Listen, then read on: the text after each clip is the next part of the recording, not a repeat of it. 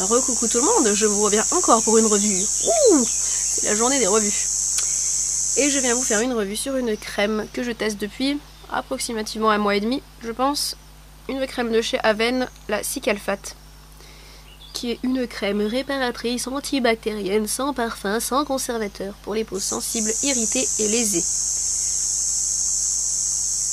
Qu'est-ce qu'il raconte? On s'en fout.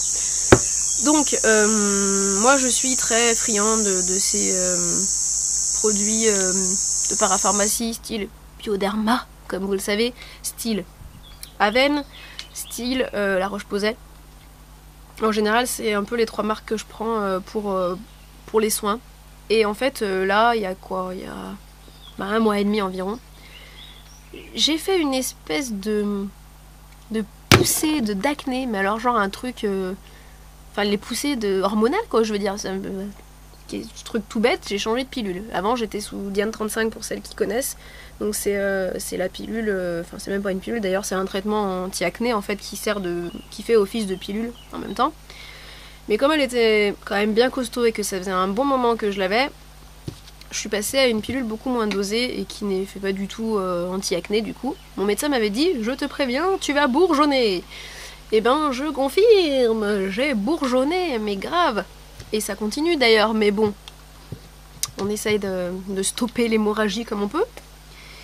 Et donc je me suis dit, bon bah bien, je vais prendre une crème antibactérienne, comme ça au moins ça va me virer mes micro-kystes, ça va me virer mes boutons, machin, tout ça.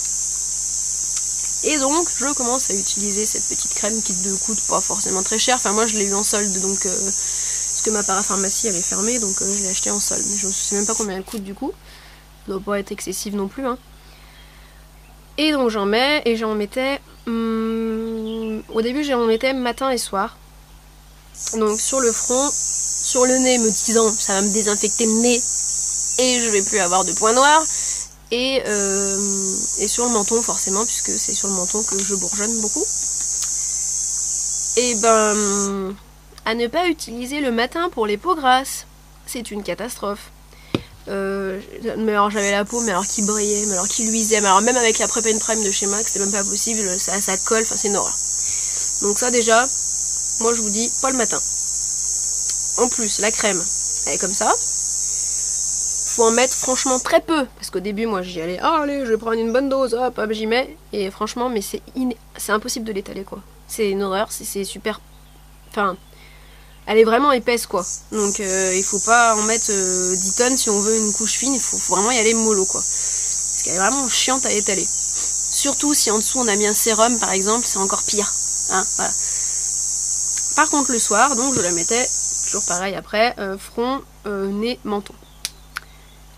Et je ne voyais absolument aucun résultat. C'est-à-dire que j'avais toujours mes cicatrices d'acné, j'avais toujours mes boutons, voire pire. Hein, donc voilà. Mais je me suis dit, bon, action antibactérienne, peut-être que ça me fait sortir mes micro-kystes et que... Voilà. Mais je l'ai quand même arrêté pendant 2-3 jours. Parce que je me suis dit, bon, on va voir ce que ça fait. Et effectivement, je me rendais compte qu'en fait, c'était ça, ça me faisait encore plus bourgeonner.